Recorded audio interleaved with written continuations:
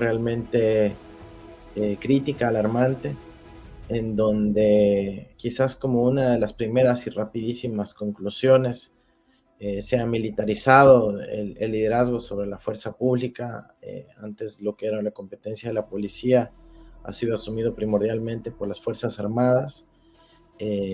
Tenemos un toque de queda de las 11 de la noche en todo el territorio nacional. La gente no puede circular luego de esa hora. Y críticamente, algo muy importante, eh, apenas 2 días después de este suceso, el día jueves, se aprobó en la Corte Constitucional un tratado internacional entre Ecuador y los Estados Unidos que plantea la inmunidad, la presencia militar con tropas estadounidenses y contratistas estadounidenses en territorio ecuatoriano, con libertad de operación, libertad de uso del espectro radioeléctrico eh, y sin ninguna obligación de notificación o permiso previo del Estado ecuatoriano. Esto es el equivalente a una invasión, y esto es lo primerísimo que se terminó aprobando apenas horas después de que se haya declarado el conflicto armado interno decretado así por el presidente Noboa. Este tema último que acabo de mencionar es el que menos se está mencionando en la prensa. Nadie habla de esto, muy pocos, quizás algunos académicos, algunos estudiosos de la geopolítica, pero en realidad quizás esto es lo que más consecuencias profundas tenga en la situación de nuestro país. Ese es un acuerdo que había estado siendo negociado por el gobierno de Guillermo Lasso entre septiembre y octubre del año pasado.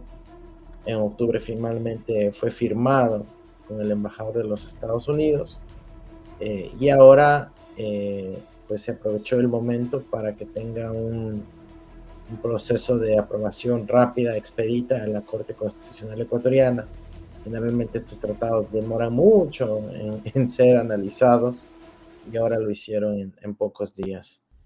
La decisión fue de 6-3, una mayoría dentro de la Corte aprobó el tratado y entiendo, esto todavía la Corte no ha publicado, no ha oficializado la aprobación.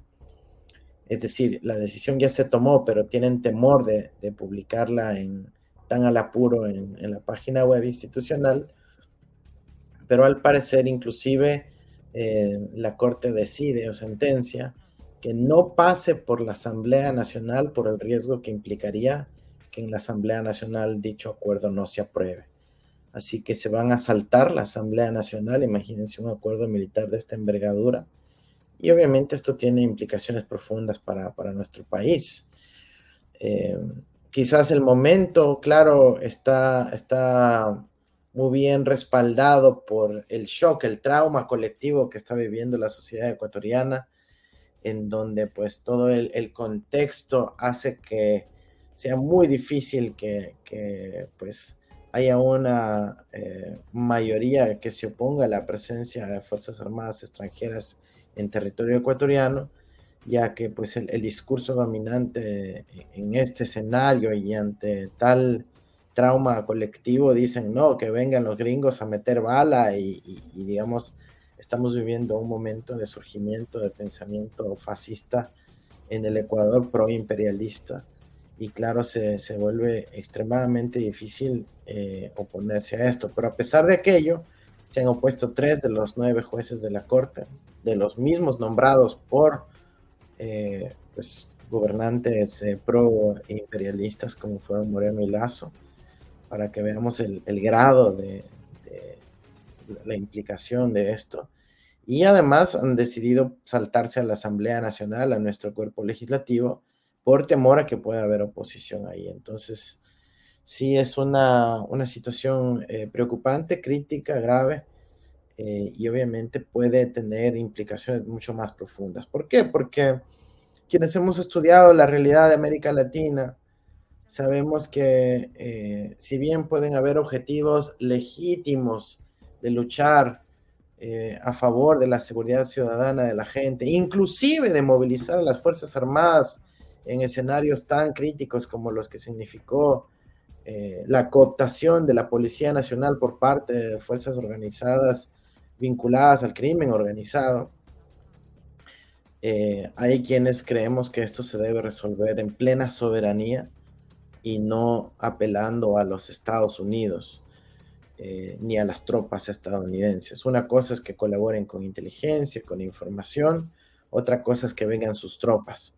Y lo único que puede derivarse de esto, que creo que coincidirían muchos críticos dentro de los mismos Estados Unidos, es luego una geopolitización de este hecho, en donde la propia presencia militar estadounidense termine dando más legitimidad a quienes se opongan a los soldados gringos, en este caso bandas de crimen organizado, y se nos vuelva un disparate, un conflicto con tintes geopolíticos no previstos en esta dimensión inicial. ¿Y quién tiene más que perder en esta situación?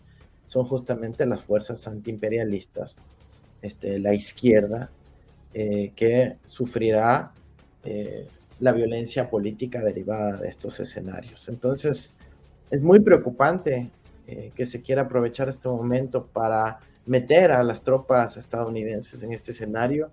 Espero que este acuerdo no llegue más allá de aquello, que el presidente Daniel Noboa no lo ratifique, que decida avanzar con plena soberanía del Estado ecuatoriano para resolver este asunto, que no implique la presencia de tropas estadounidenses ni sus contratistas en territorio ecuatoriano, y que inclusive si es que hay tal sumisión por parte del presidente Noboa y su gobierno, que sean pues en este caso las fuerzas razonables, pensantes, que puedan hacer un cálculo de mediano plazo dentro de los mismos Estados Unidos, que se opongan a desplegar las fuerzas armadas y militares a territorio ecuatoriano.